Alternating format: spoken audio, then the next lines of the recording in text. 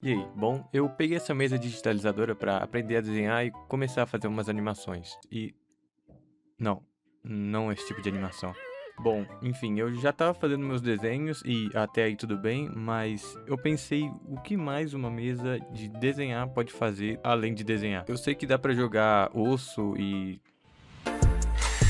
eu sei que também dá pra assinar documentos. Mas então, nesse vídeo, além de fazer a minha primeira animação, eu vou tentar fazer o máximo de coisas que eu conseguir imaginar usando isso aqui. Então, para começar, eu vou mostrar a mesa que eu escolhi para começar essa minha vida artística. Então, vamos lá. Então, já tá aqui a mesa. Tá com essa embalagem de Natal porque eu comprei ela no início desse ano. Eu comprei o Open Box na Pichau, que basicamente é caixas já abertas de alguém que não quis mais o produto ou sei lá o que e devolveu. E assim, o produto fica mais barato. Eu peguei ela por R$ 157.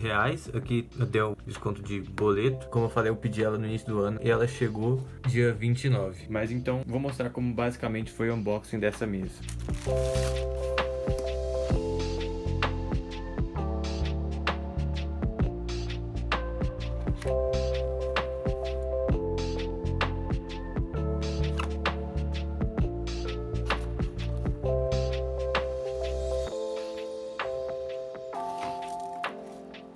E agora falando do principal, para começar ele tem essas demarcações que indicam as áreas que vão ser aceitas no PC e no celular. A caneta, ela não precisa ter uma bateria nem nada, ela tem uma ponta magnética, então você pode ficar desenhando à vontade, mas até quando você para de tocar, ela ainda vai reconhecer o pincel, mas não vai identificar como toque. E uma das coisas legais que tem nessas mesas digitalizadoras são os níveis de pressão. Eu não entendo muito bem, mas eu sei que ajuda bastante na hora de fazer certos desenhos ou fazer alguns projetos que precisem de algum nível de pressão. O que eu não falei muito também era a parte de trás, que ela vem com 6 pezinhos de borracha. Ela é toda por plástico, tanto na frente quanto atrás. Aqui do lado esquerdo da mesa vai ter a entrada USB-C. Mas então, falado um pouco dessa mesa, vamos ligar ela no computador aqui e depois a gente testa no celular. Ele abre aqui a pasta onde está o software. Caso você tenha um Mac, é só vir aqui e executar. E caso você tenha um Windows como eu, é só vir aqui e executar. Então vamos começar já a usar esse carinha aqui. Vamos começar primeiro no básico, que é o intuito dele, que é desenho, né? Bom, e para testar com desenho, eu escolhi o Krita pelas avaliações de desenhistas. Foi um pouco complicado escolher um programa porque cada um tem suas particularidades, mas eu decidi o Krita porque ele tem uma comunidade. Logo, se eu tivesse alguma dúvida sobre o programa, ia ser bem mais fácil de achar. Como eu falei na introdução, eu não tenho muito as manhas de desenhar, porque fazer pose e perspectiva já é um pouco mais complexo para mim, então eu acabo ficando limitado a essa posição que eu tô fazendo essa personagem. E agora falando da mesa no processo desse desenho, eu não configurei nada, até porque no momento eu só usei o pincel e a borracha, usei a cor preta. Não cheguei a usar pressão na mesa, porque eu não achei que precisaria nesse desenho, mas eu testei, funciona normal, só precisa mudar o pincel para a pressão poder funcionar. Então esse desenho aí serviu mais como um teste para minha adaptação à mesa, mas então agora vamos tentar fazer alguma coisa no celular. Bom, e para testar no celular, eu escolhi o J5 porque era o que estava disponível no momento, é um celular antigo, então eu tive que usar o OTG do USB mais antigo e assim que você já conecta no celular, ele já reconhece. E para testar a mesa no celular, eu usei o Ibis Paint, pelo mesmo motivo do Krita, a comunidade, e assim como o Krita, eu não configurei nada. O que infelizmente eu deveria ter feito porque o conta-gotas do aplicativo ficava ativando toda hora, toda vez que eu deixava o pincel um pouco parado, dava isso, eu não sei o que era. Então, sinceramente, não saiu o resultado que eu queria, porque eu tive que fazer meio rápido para não deixar o pincel parado, mas tirando isso, me parece um bom aplicativo de desenho. Ele não tem a fama que ele tem à toa. Mas então, o resultado foi esse aí. Tá, aqui a gente já parte para outras funções da mesa além do desenho. Aqui eu consegui juntar alguns jogos conhecidos e outros nem tanto, para vocês verem o quanto eu procurei. Então, vamos começar com a ponta do iceberg.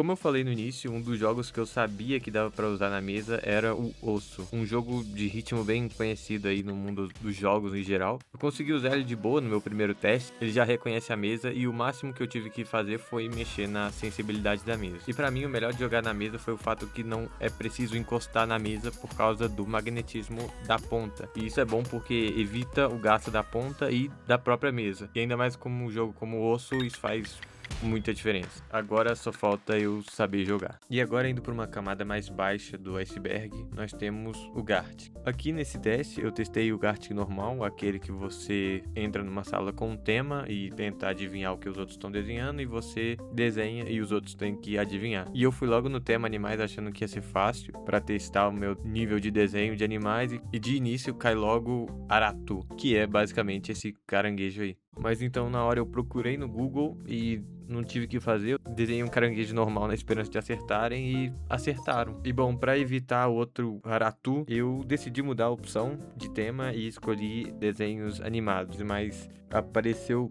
logo Liga da Justiça. O que não é um problema, mas eu tenho 30 segundos e o que me aparece para desenhar é a Liga da Justiça, que são 7 personagens e não tem como eu desenhar 7 personagens em 30 segundos. Então aqui eu não tive muito o que fazer, eu só desenho os símbolos e acertaram. Baixando mais o iceberg, aqui a gente tem um jogo bem curto feito pelo Google, lançado em 2016 e que já é uma trilogia. Mas então ele foi um joguinho lançado na época de Halloween e o objetivo é basicamente desenhar o formato que aparece na tela para derrotar os inimigos, indo pro espaço e até pro fundo do mar. A gameplay que vocês estão vendo agora é da parte 3 e dá pra ver que o jogo é bem feito, tanto a arte quanto o conceito, os níveis, enfim, bem legal até. E agora por último temos os jogos que vão além do fundo do iceberg, que são os jogos do YouTube. E nessa vasta lista de jogos com capa de IA, eu achei 2 que dá pra usar a mesa. O primeiro é um jogo onde você não pode encostar na parede e nem nos obstáculos. Não é aquele tipo de jogo tipo Osso que você para 1 hora pra jogar, mas eu acho que dá pra se divertir um pouco. E assim, não vou falar muito, mas dando um review, ele é um jogo da hora. No final ele mostra o quanto você andou, também mostra uma comparação em centímetros com outra coisa. É, como eu disse, um jogo pra passar o tempo. O segundo é esse Draw the Line. Eu não curti muito, mas basicamente você desenha nesse retângulo na parte de baixo e você acaba controlando uma bolinha na parte de cima da tela. E o objetivo é basicamente levar a bola até o final do mapa. É só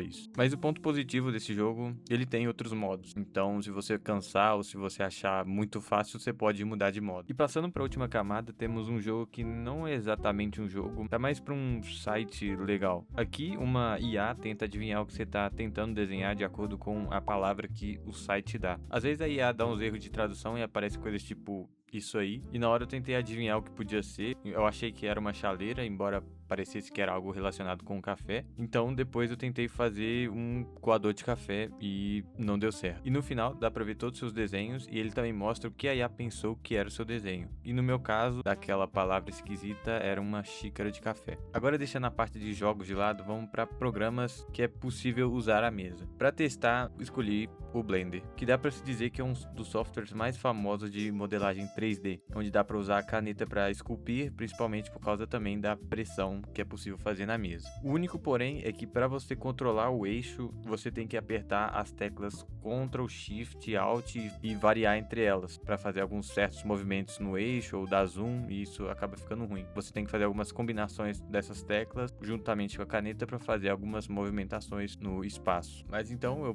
que vocês estão vendo, eu testei um pouco dos pincéis só para vocês verem como é que funciona o pincel no Blender. E bom, para finalizar o vídeo, eu vou estar mostrando aqui como foi o processo da minha animação que eu fiz no Krita, e já vou aproveitar e vou falar algumas coisas sobre a mesa e sobre a minha experiência nela. E primeiramente eu queria citar alguns jogos que ficaram de fora da minha lista por alguns motivos que eu vou dizer. O primeiro é o Elite Beat Agents, que é um jogo de NDS, que é basicamente o Osso, então por isso que eu acabei não colocando. Mas é um jogo bem legal, tem uma história, eu acho que vale a pena jogar, mas eu acho que vale ainda mais mais a pena jogar se você tem um Nintendo DS. O segundo é o Trombone Champ, um jogo também de ritmo que, como o nome já diz, usa um trombone. Ele também tem sua própria história, suas próprias músicas, igual o Elite Beat Agents, mas ele também tem uma coisa especial que dá pra colocar mods. Outro jogo que eu acabei que eu não citei foi o Divineco, um jogo do YouTube que é bem parecido com aquele Magic Cat. Você é um gato, você derrota monstros e pra você atacar eles você tem que desenhar também. Também colocando um parênteses, esses dois jogos parecem muito com aquele Magic Touch